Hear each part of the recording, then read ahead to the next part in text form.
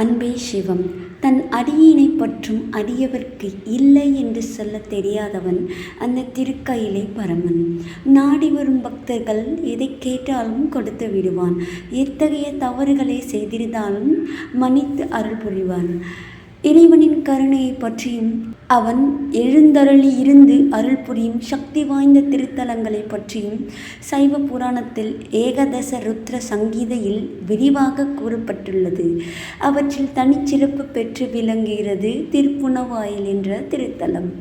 அறியாமையினால் ஒரு தருணத்தில் நான்முக பிரம்மன் சிவத்ரோகம் செய்து அதனால் படைப்பு தொழிலையும் மறந்து தனது சத்திய லோகத்தை விட்டகன்று வருந்தினார். அம்பிகையின் அறிவுரைப்படி திருப்புணவாயில் சென்று அங்கு எழுந்தருளியிருக்கும் விருத்த புரீஸ்வரரையும் பெரிய நாயகியும் குறித்து தவமியற்றி மீண்டும் சத்தியலோகம் சென்று தன் படைப்பு தொழிலை தொடர்ந்தார்.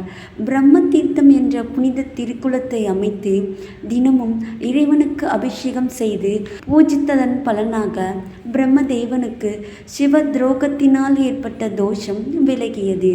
இத்தகைய தெய்வீக பெருமை பெற்ற திருப்புணவாயில் திருத்தலம் அளவற்ற சக்தி வாய்ந்தது. தமிழ்நாட்டு திருக்கோயில்களின் சிவலிங்கங்களில் மிக பெரியது தஞ்சாவூர் ஸ்ரீ பிரகதீஸ்வரர் கோயில் லிங்கமாகும். அதற்கு அடுத்தபடியாக இந்த திருப்புணவாயில் தலத்தில் விளங்குவதே ஆகும். மூன்றாவதாக விஜயநகர சாம்ராஜ்யத்தின் தலைநகராக விளங்கிய ஹம்பியில் உள்ள சிவலிங்க திருமேனியை கூறலாம். திருப்புணவாயில் சிவபெருமானின் லிங்க திருமேனி தரையிலிருந்து 9 அடி உயரம், ஆவுடையாரின் சுற்றளவு 33 அடியாகும். லிங்கத்தை சுற்றி அணிவதற்கு வேண்டிய வஸ்திரம் 3 முழம்தான். ஆனால் ஆவுடையாரை சுற்றி அணிவதற்கு வேண்டிய துணியின் நீளம் 30 முழமாகும். கண்மூடித்தனமாக செலவு செய்பவனை பார்த்து கூறும் முதுமொழி ஒன்று உண்டு. 3 முழமும் ஒரு சுத்து, 30 முழமும் ஒரு சுத்து என்பதே அந்த பழமொழி. இந்த பழமொழி எழுந்ததற்கான மூல காரணமும் உண்மை பொருளும் இந்த சிவலிங்க திருமேனிக்கும் ஆவுடையாருக்கும் அணியும் வஸ்திரத்தின் நீளத்தின் அடிப்படையிலே தான் ஏற்பட்டுள்ளது.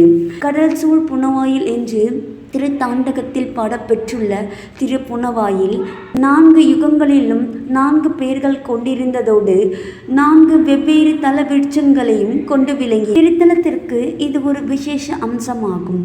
இந்திரபுரம் என்று கிருத யுகத்திலும், பிரம்மபுரம் என்று திரேதா யுகத்திலும், விருத்தகாசி என்று துவாபார யுகத்திலும், தற்போது கலியுகத்தில் பழம்பதி அதாவது மிகவும் பழமையான திருத்தலம் என்றும் புராண நூல்களில் வர்ணிக்கப்பட்டுள்ளது. இது போன்றே கிருத யுகத்தில் வஜ்ரவனம் என்று அழைக்கப்பட்டு சதுர கல்லியை தலவிருட்சமாக கொண்டது இத்திருத்தலம். திரேத யுகத்தில் குருந்த மரமும், துவாபார யுகத்தில் மகிழ மரமும், கலியுகத்தில் புன்னை மரமும் தலவிருட்சங்கள் ஆயின. தற்போது குருந்த மரம், மகிழ மரம், புன்னை மரம் ஆகிய 3ம் இத்திருக்கோயிலில் உள்ளன. விருத்தபுரி, வன்முகம், புனவை, தட்சிணா சிதம்பரம், நித்யானந்த நகரம், கைவல்யதானபுரம், மகாமதிபுரம், புண்ணியகரம் என்ற வேறு பெயர்களும் இத்தலத்திற்கு உள்ளன. திரு ஞான சம்பந்தரும் சுந்தரரும் பதிகம் பாடிய பெருமை உடையது. 4 வேதங்களும் இவ்வூரில் இறைவனை பூஜித்து வந்துள்ளன. 2000 ஆண்டுகளுக்கு முற்பட்டது இத்திருக்கோயில். புறநானூற்றில் குறிப்பிடப்படும் முத்தூர் என்ற நாட்டின் பகுதியாக இது திறந்ததாக ஒரு கல்வெட்டு கூறுகிறது. ஒரு சமயம் நவகிரகங்களில் ஒருவரான செவ்வாய்க்கு ஒருவரின் சாபத்தினால் ஒளியும் சக்தியும் குறைந்தது. நாரத மகரிஷியின் அறிவுரைப்படி இத்திருத்தலத்திற்கு வந்து அதில் விளங்கும் 10 தீர்த்தங்களிலும் நீராடி பழமலை நாதரை வழிபட்டு முனிவரின் சாபத்திலிருந்து விடுபட்டு மீண்டும் தனது வீரியத்தையும் ஒளியையும் பெற்றார். இத்திருத்தலத்திற்கு வந்து இறைவனை வணங்குவோர் அங்காரக தோஷம் நீங்க பெறுவர் என்ற வரமும் வேண்டி பெற்றார். அகத்திய முனிவருக்காக சிவபெருமான் நடனமாடி திருவருள் புரிந்த சபைகள் 5. அவை ரத்ன சபை, கனக சபை, ரஜத சபை, தாமிர சபை, சித்திர சபை எனப்படும். திருப்புணவாயில் நிகழும் நடராஜ சபை சிவஞான சபை என்ற தனிச்சிறப்பும் பெற்றது. திருப்புணவாயில் ஒரு சிறிய ஊர். அதற்கு நடுநாயகமாக விளங்குவது பழமலைநாதர் திருக்கோயில். ஊருக்கு தெற்கே பாம்பாறு ஓடுகிறது. கிழக்கில் சுமார் 3 கிலோமீட்டர் தொலைவில் கடற்கரை உள்ளது. தேரோடும் தெற்களும் மாடவிலாகமும் கொண்டு ராஜகோபுரம் 5 மாடங்களை கொண்டதாக 65 அடி உயரத்தில் கிழக்கு நோக்கி திகழ்கிறது. கோயிலுக்கு வெளியே பிரம்ம தீர்த்தம் உள்ளது. ராஜகோபுர வாயிலின் இருபுறமும் வல்லபகணேஸ்வரின் சந்நிதியும் தண்டபாணி சந்நிதியும் உள்ளன. கொடிமரம், பலிபீடம், நந்தி மண்டபம் ஆகியவற்றை தாண்டி சபா மண்டபம், மகா மண்டபம், அர்த்த மண்டபம் ஆகியவற்றை கடந்து கருவறையில் ஒளி பிழம்பாக தரிசனம் அளிக்கும் பழமலைநாதரை கண்குளிர காணலாம். சந்நிதியை விட்டு வெளியே வந்தால் தெற்கு பிரகாரத்தில் தல விருட்சமான புன்னை மரத்தினை தரிசிக்கலாம்.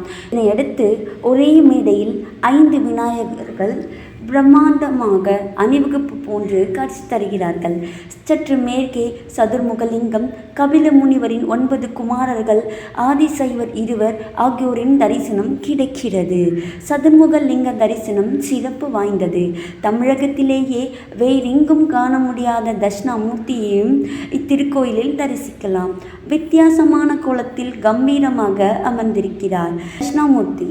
லிங்கோத்பவர் உறைவிடத்தில் திருமாலும் அனுமனும் தரிசனம் தருகின்றனர். இடையே பாண்டிய நாட்டு 14 படிகள் என்று 4 சிவலிங்கமும் ஓர் அம்மன் சிலையும் உள்ளன. பாண்டிய நாட்டு 14 திருத்தலங்களை குறிப்பிடும் வகையில் 14 சிவலிங்கங்கள் இருந்ததாக கூறுகின்றனர். அம்பிகை பெரியநாயகி தன்னை சந்நிதியில் நின்ற திருக்கோலமாக வைத்திருக்கிறாள். பிரம்ம தீர்த்தத்தை தவிர பாவங்களை நீக்கி பேறுகள் தரும் பல புண்ணிய தீர்த்தங்களும் இங்குள்ளன. அவை இந்திர தீர்த்தம், தீர்த்தம், சூரிய தீர்த்தம், லட்சுமி தீர்த்தம், சந்திர தீர்த்தம், வருண தீர்த்தம், கல்யாண தீர்த்தம், பாம்பாறு தீர்த்தம் மற்றும் சிவகங்கை தீர்த்தம் ஆகிய அனைத்துமே பாவங்களை போக்கி பேறுகள் தரும் புண்ணிய தீர்த்தங்கள் ஆகும்.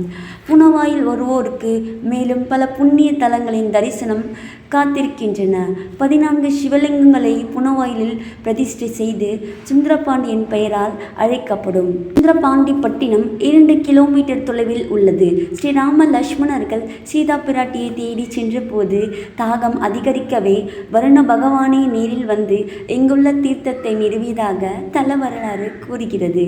புனவாயிலுக்கு வடக்கே 28 கிலோமீட்டர் தொலைவில் ஆவுடையார் கோயில் உள்ளது. குருத்த மரத்தடியில் இறைவனை மரத்தின் அடியில் அமர்ந்து உபதேசித்து மாணிக்கவாசரை தட்டாட்கொண்ட அரிய திருத்தலமாகும். வடகிழக்கில் குலச்சிறை நாயனார் அவதரித்த மேல்குடி உள்ளது.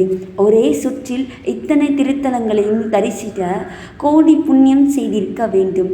இத்தல அரிய வாய்ப்பினை கழித்து அருள்படுகிறார் திருப்புணவாயில் எழுந்தருளில் இருக்கும் பெருமானான பழமலைநாதன்.